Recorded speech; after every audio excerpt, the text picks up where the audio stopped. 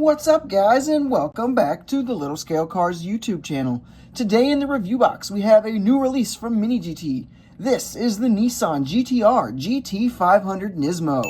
Now, this casting is a little bit more than your typical MiniGT in terms of price. So let's take a closer look at this one and see if it is still worth adding to your collection. So, getting started with our casting as always. Let's take a close look here at our proportions and sizing, and as we can see, everything looks really good. We look like a GTR. We look like the GT500 version of the GTR with all the crazy aero, and it looks very nice. I'll go ahead and pop the real life car up in the corner there so you can do a comparison. And now we need to take a closer look and see what is metal on this. So almost everything you see is metal, as with most Mini GTs. We do have a couple plastic bits. These kind of dive planes here are plastic.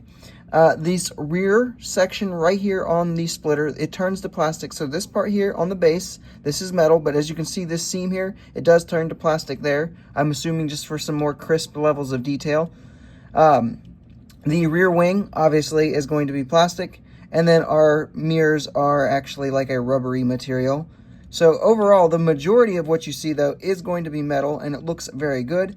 As you can see, everything you'd want to have casted in is there. All the crazy aero bits are casted in and look really, really good. They have kind of a matte finish to them to kind of enhance the way that they look. And it just overall looks phenomenal. Big rear wing on the back. Inside, you can barely see it, but there is a heavy level of detail in there. And then on the base, we have a fairly flat base, as you would kind of expect for a race car of this caliber. So, paint and deco. So our deco, getting started, is extremely accurate. We have all these little logos and companies and all that you'd want to see to replicate the number 23 car. Now, there are 4 different versions that have been released thus far. I have 3 of them. So that one is the number 23. This is the number 230. This might be more of a presentation car. I'm not positive if this one actually has ever seen on-track action or not. I'm not super familiar with the GT500 series, as that isn't super easy to watch here in the US. But from what I can say, I would say that all the ones that I have the 23, the 230, and the number 3 that you see here. These are all really, really nice, all very fantastic, and paint and deco on all 3 versions that I have is phenomenal, extremely cool. There's not a bad one in the bunch. Moving into our details category, getting started up front. We do have 2 very nice headlights. They are plastic inserts, and they actually have a little bit of tampo work going over the plastic itself to just kind of give it that extra little pop of detail. Down front here, we do have a little GTR logo there and the Nismo badging here. We've got this little section here that's painted red to kind of replicate the look of a tow hook there. Dive planes that we mentioned earlier, very, very nice. You can actually fit this toothpick in there in between them. So they are not kind of blocky, they look very nice. Making our way down the sides here, we do have exhaust coming out here. All of this aero section here, very nicely detailed. Wheels look absolutely fantastic. They've got the Michelin logos on the tire itself. Looks really good. This side here, we've got kind of a vent or something coming out, some hoses coming out of the window there. Looks really nice. Making our way to this side, because this car is asymmetrical. There's no exhaust on this side, but you still get the aero bits. Looking absolutely fantastic. Giant rear wing in the back here. We do have our taillights. These are, once again, plastic inserts. We get a little Nissan logo here, some Nismo badging, and a little GTR badge right there as well. Overall, absolutely fantastic, and looking very, very good in the details. Moving into our roll test, this being a Mini GT, I am happy to report that it does roll just like you'd expect it to.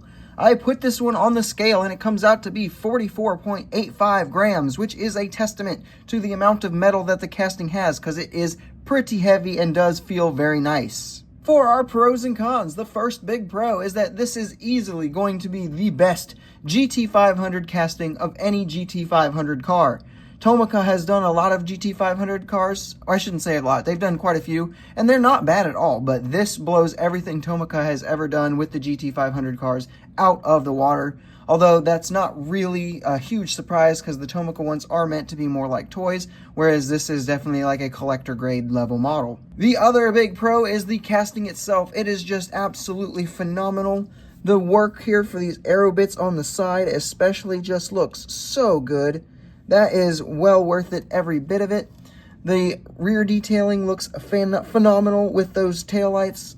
Overall, just the detailing, just, oh, chef's kiss. Then we'll get into the final pro, and that is the decos. So all of the decos that I have, again, extremely accurate. It's really hard for me to pick between these two, actually, for which one would be my favorite. But they are both phenomenal. The other one that I had with the matte black finish is also absolutely fantastic. If you pick up the blue version that I don't have, I'm sure it's absolutely fantastic as well. Just, oh, amazing. That being said, though, there is one con that I do need to mention, and that is the decal application is not always amazing. So if we look right here up front, you can see the number 23 decal specifically does not actually sit super flush here. You can actually see that it kind of hovers above this little gap here. Now, if I push it down, I could probably get it to go, but I'm afraid I'll tear it. So not sure how that's going to work long term. It might kind of start to pop back up. And I wish I could say that was just happening on this one, but is also happening on my number 3. As you can see, once again, it's kind of hovering above there, and then it's actually hovering a bit on this side as well. However, on the number 230, it does kind of sit a little bit more flush. However, it doesn't maybe look as good sitting fully flush, but overall, I think I would rather the decals actually sit flush. That way I don't ever have to worry about them peeling up in the future. For some quick size comparisons, here we have it with some other Nissan GTRs you might own, with the Tomica Nissan GTR Nismo and the Hot Wheels Liberty Walk Nissan GTR R35.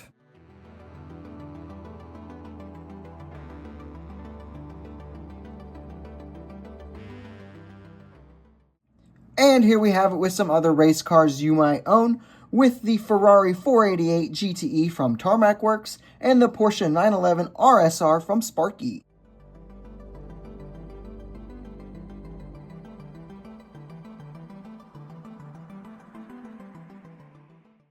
So it is now time to give my overall scores here. So the hype level, I'm going to give it a 9.8 out of 10.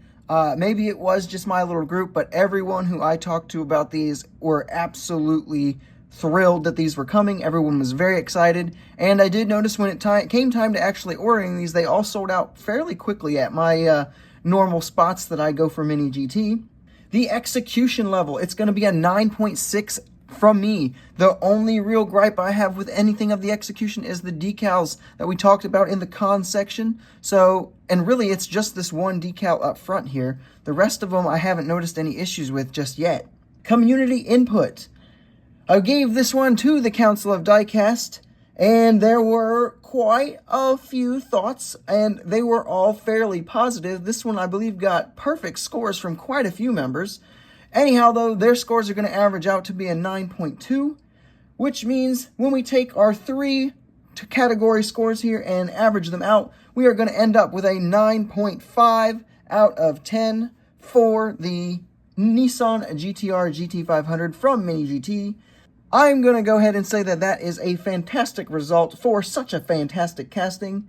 MiniGT really did a fantastic job with this. I don't even have words to fully describe how really good this is, and MiniGT really kind of blew me away with everything about this one.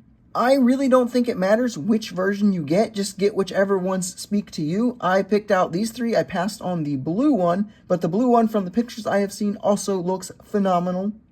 I do wish the decal application was a little bit better, just because it would make me feel safer, but if you keep these in a nice case where they cannot get dust inside of them and up underneath that decals, I think you will be safe long term from that decal peeling off. I would say though, if it does make you to feel more comfortable, just investigate yours a little bit, look at it a little bit before you decide to purchase it, and that way you can feel safe in finding one that the decal is fully pressed down, because you absolutely do not want to miss this one for any reason. If you can even still find them, hopefully they'll do some sort of re-release where you can get some, because I know a lot of them did sell out very quickly. I'm sure you can still find some on eBay. Hopefully they're not too horrible prices. I paid $18 for all three of mine each, but this is definitely one you'll be wanting to add to your collections because it is absolutely amazing. Easily one of the best MiniGT releases of all time. And absolutely one that I think almost everyone who's a fan of motorsports would regret not picking up. I think even if you're just a car fan in general, you probably will regret not adding one of these to your collections. But if you are a fan of motorsports, this is an absolute must-have for your collection. And with that, guys, that is all I have for this review. I hope you've enjoyed it. If you did, make sure you leave a like, subscribe if you are new, and make sure you leave a comment telling me what your thoughts are on these particular models, and I will see you in the next video.